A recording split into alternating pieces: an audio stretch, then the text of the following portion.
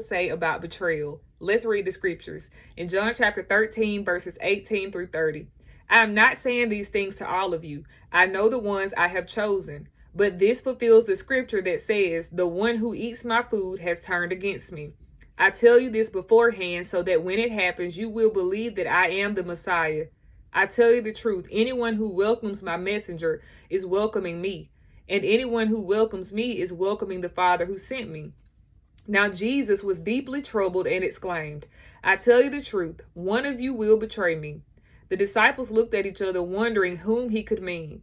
The disciple Jesus loved was sitting next to Jesus at the table. Simon Peter motioned to him to ask, who's he talking about?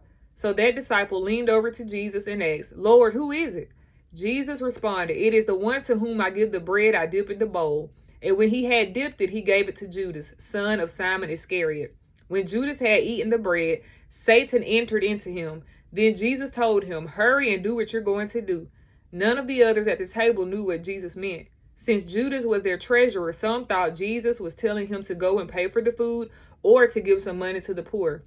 So Judas left at once, going out into the night. Jesus understands betrayal because he was betrayed too. He was betrayed by the one who walked closest with him. He was one of his closest friends and followers, and that is the person he was betrayed by. The scripture says, the one who eats my food has turned against me. I tell you this beforehand so that when it happens, you will believe that I am the Messiah. Jesus wanted them to know that this will be foretold because I am telling you who I am. And everything I say must come to pass because my Father sent me on assignment. And even though it hurts, it's going to help. The next part of this scripture that stood out to me, it says, now Jesus was deeply troubled and he exclaimed, I tell you the truth, one of you will betray me. Even though he was Jesus, it still hurt him. He was deeply hurt that he would be betrayed by one of his disciples. Betrayal does not feel good.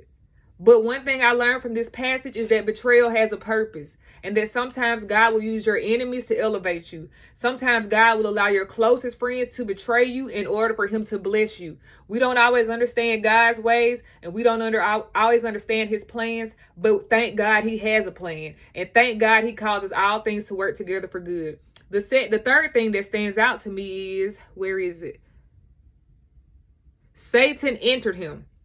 Satan entered the one that betrayed Jesus. So Judas was demonically influenced by Satan. Sometimes the people are being influenced by the devil. The same way believers can be led by the Spirit, some people can be deceived by the devil. Now, I thank you guys for watching, and I pray you have an amazing